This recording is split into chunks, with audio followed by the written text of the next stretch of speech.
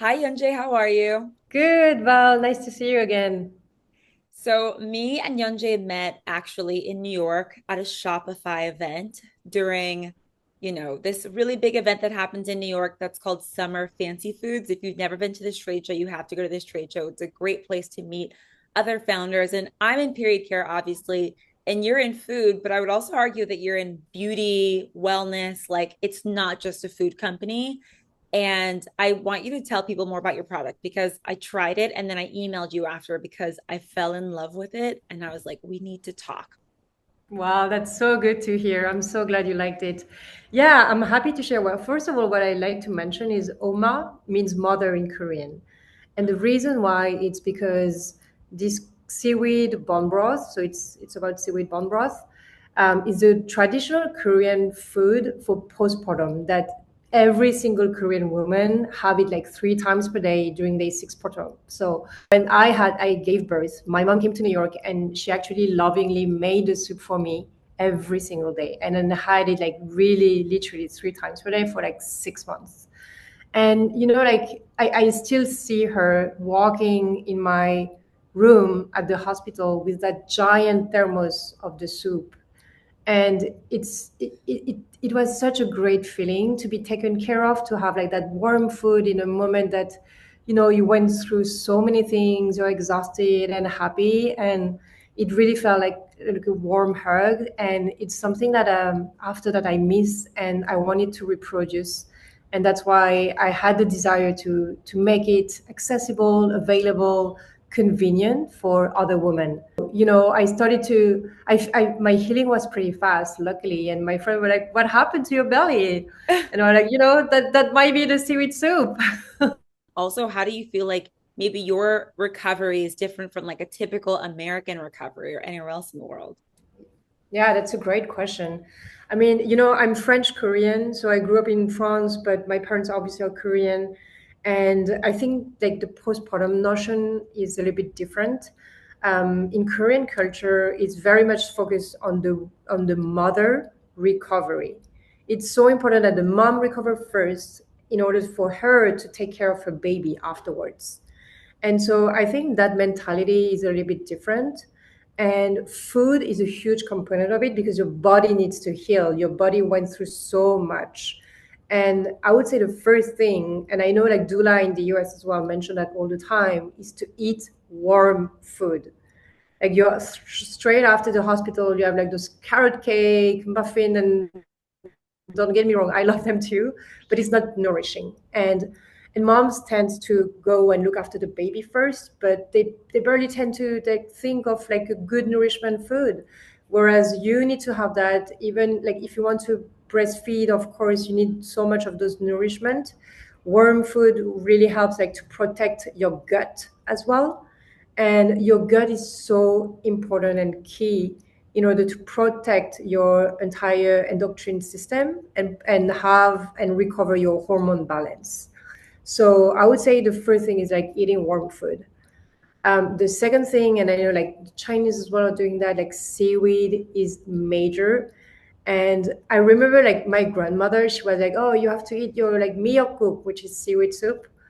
And I mean, I love it, she made it, so why not? But I didn't realize, like, I know it's good for fiber, so it really helps for digestion, but it's not very sexy. But like constipation and like bowel movement after, especially after giving birth, or even like as a woman when you have like hormone issue. And seaweed is 3 times higher in fiber than kale, so you can Wow. imagine like it helps so much. Yeah.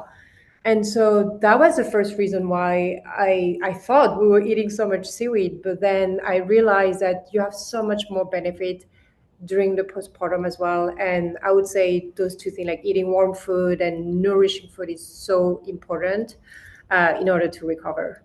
When I think about my birth and my experience versus your birth experience, I did actually have a lot of support. And I think it's just because my mom and my mother-in-law were really great about coming and cooking. And so I was able to maintain my health Yeah. routine and I stayed super active during my pregnancy.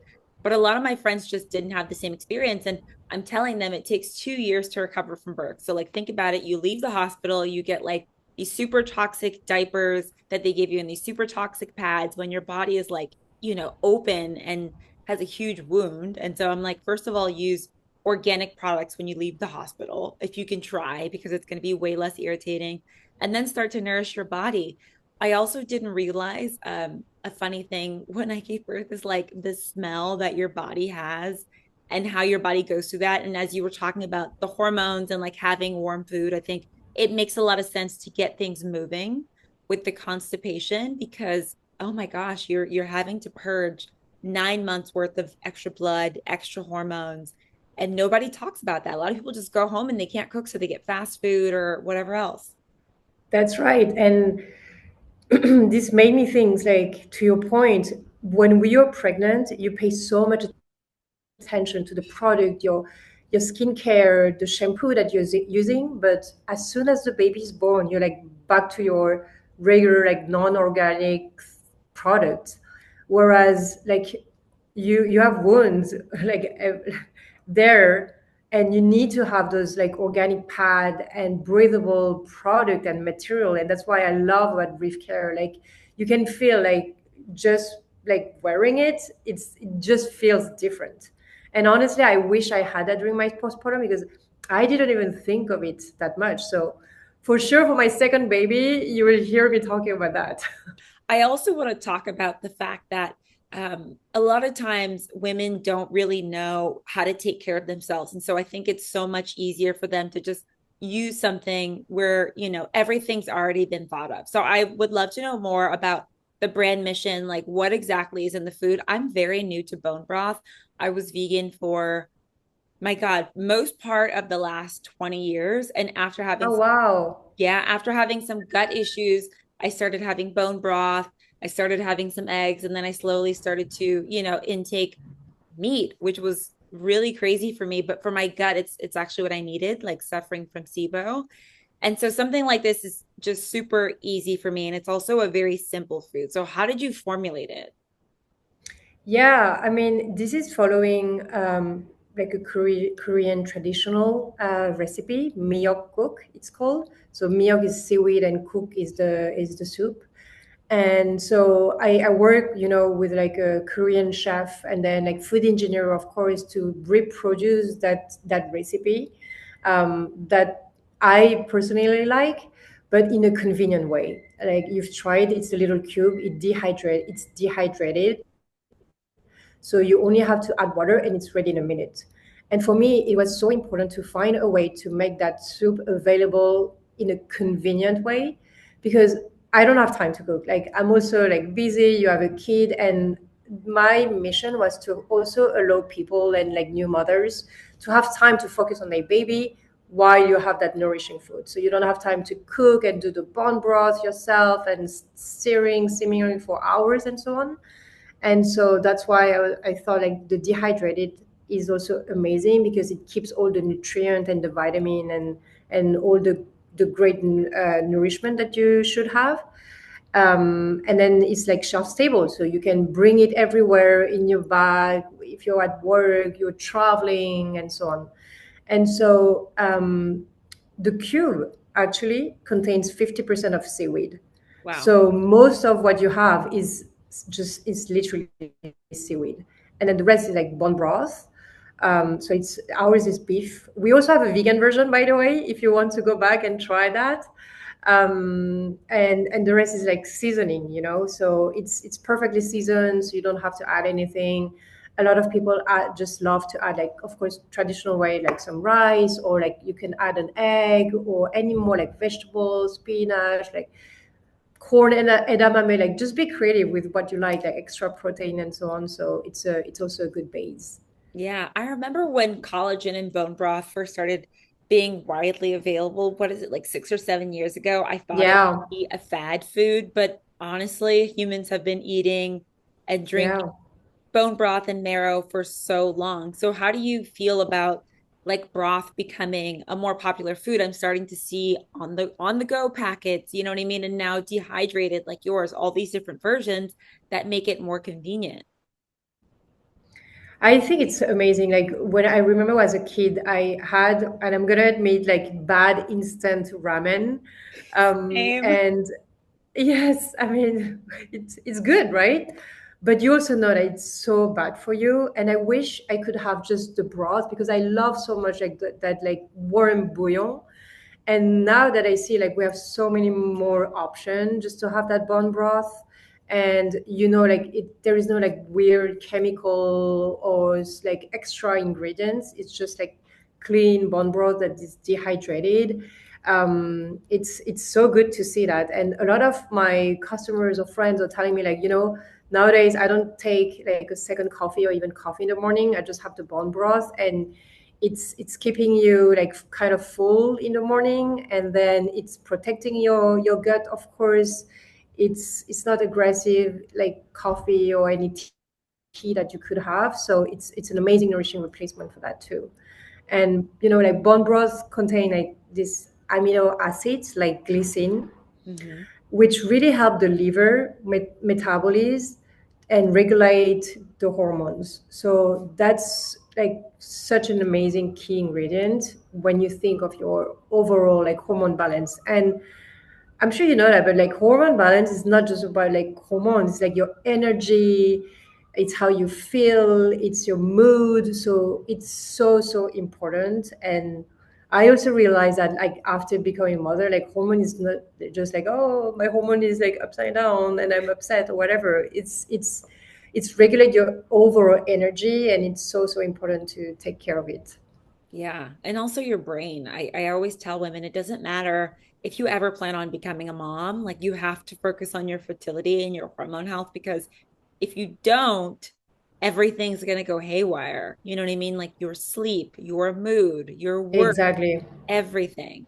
And you also mentioned something when you were saying that it's very nourishing. So I made a video on TikTok, on my personal TikTok a few weeks ago about how, when I get home, if it's super late, I'll usually just eat something super light, like an egg and broth. And people were like, oh my God, like broth isn't real food and blah, blah, blah. And I was thinking, I mean, that is also another thing of the American culture, right? Like not really knowing how to nourish ourselves. And maybe if you get home super late, and especially if you're a new mom, you want to go ahead and go for the fast food or go for like a microwave packaged hungry meal or something. So it's just such a different mentality. And like processed food, it's guess how much in the US? It's 80% of food is processed in the US. And the average of time that people are taking to eat, cook, to prepare, to eat, and then to clean is like 50%, 50 minutes.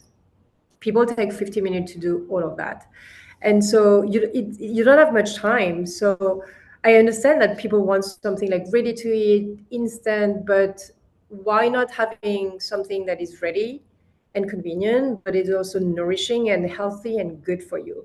And that's truly the mission at OMA that we want to share to the world, because like ready to eat doesn't mean unhealthy.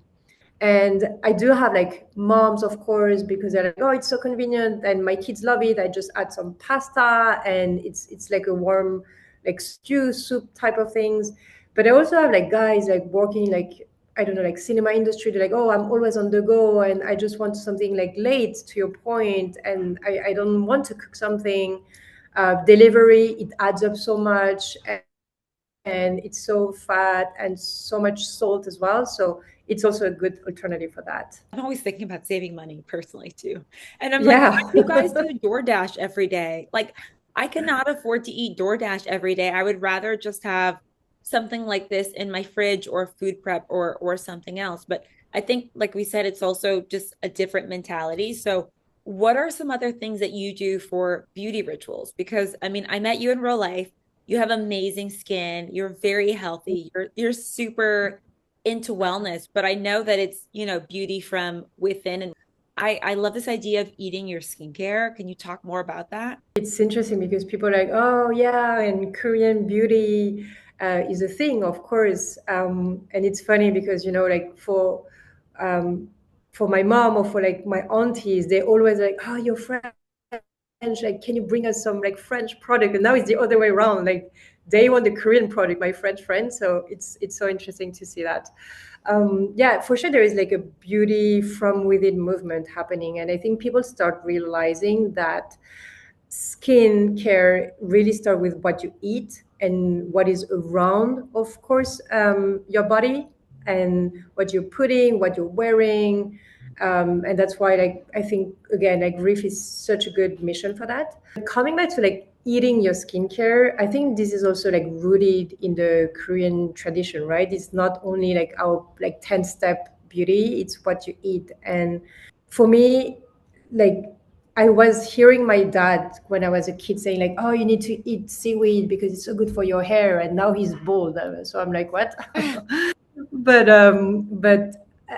now I realize like seaweed is actually good because it provides like antioxidants and vitamin C, E, minerals, omega-3 that really protect the skin from oxidative stress and UV damage.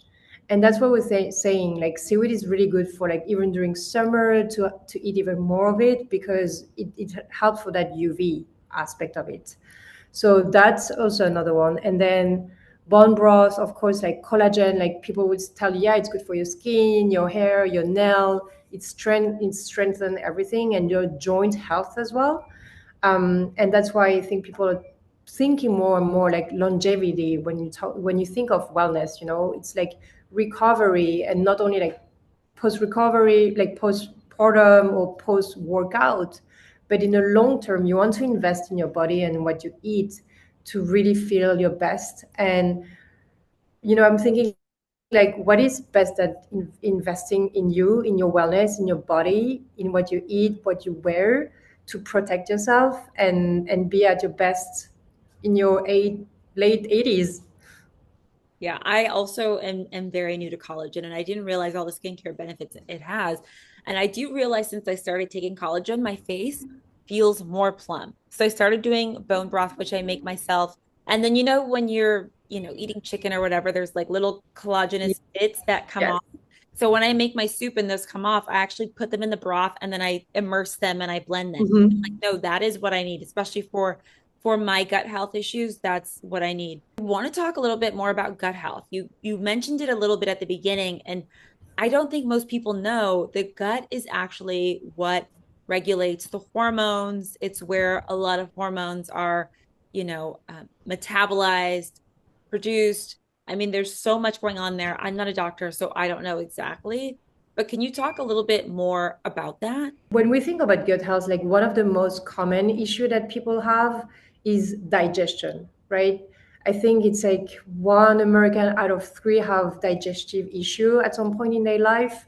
And I'm one of them. Like I'm always complaining like, oh, my belly hurts and you have a big meal and you cannot digest properly.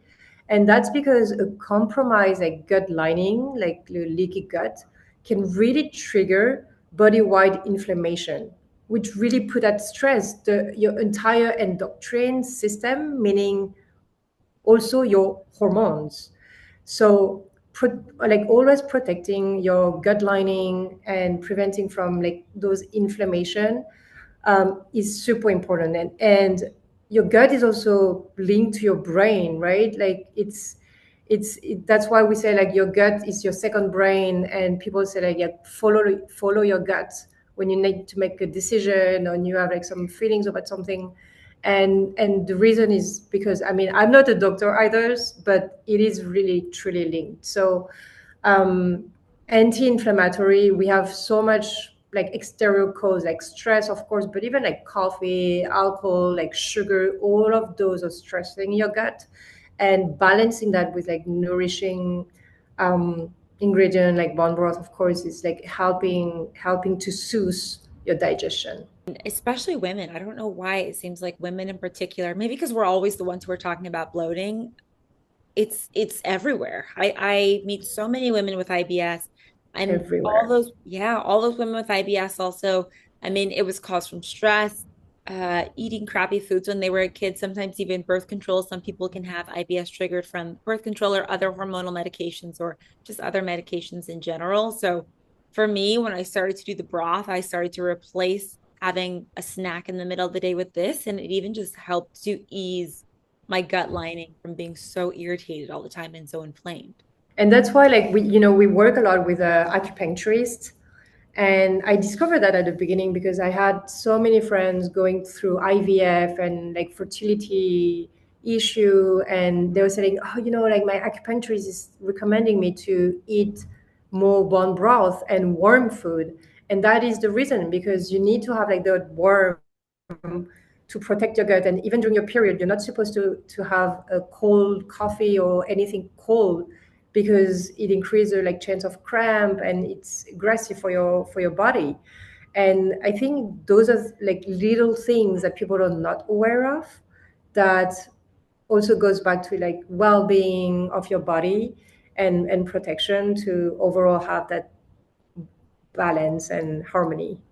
Yeah. Is that Ayurveda or is that traditional Chinese or Korean where it's like, oh, during this time of the month, you're supposed to have something warm. And when you're pregnant, you're supposed to, I forget what it's called, like the vata and the pitta. Yeah, yeah, I think a lot of culture, but I'm not an expert in that either. I know like Indian, Chinese, like Korean, of course, like we have that like warm food culture as well, I know. There's a lot of truth to that once you start to practice it. I was doing for cold showers. sure. I mean, I love a cold shower. I do one every single morning, except for the week that I'm on my period, because I already know it's gonna cause cramps. I'm not gonna feel great. So there's 7 days a month where I'm just completely off cold showers. It's everything's about a balance, right? Like if you do a little bit of everything, and that's the same for food. Like when you think of it, we have that culture of like we eat like dry food, we eat like sandwiches, chips, snacks. They're all dry when you think of it, and then you're adding something really cold with so much ice. Mhm. It cannot be good for you. That's why like having a warm soup that is easy to digest, it's so healthy. And in a lot of culture as well, like that, like the broth is just a good way to open gently your appetite and your digestive system to prepare for the rest of the food to come in, and then to digest more easily. What do you feel like a good routine would be for a woman who is going through PMS? Maybe she's going through postpartum, just a time in her life where she needs to rebalance her life. Like, what would you suggest?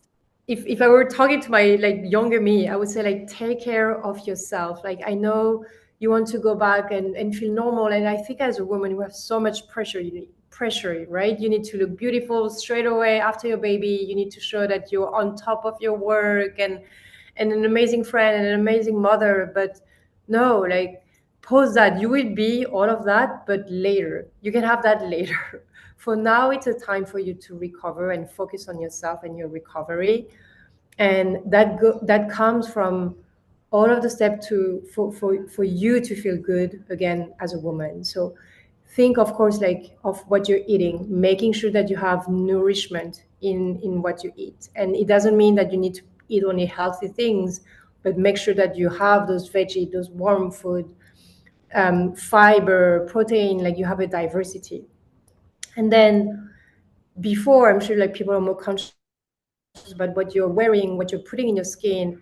And those like organic product, organic material, they're so important. Like you don't want your skin to be irritated, right? That's gonna prevent your recovery. And especially after postpartum, like it's so important for that part of your body to heal, and using great organic material is so key for that.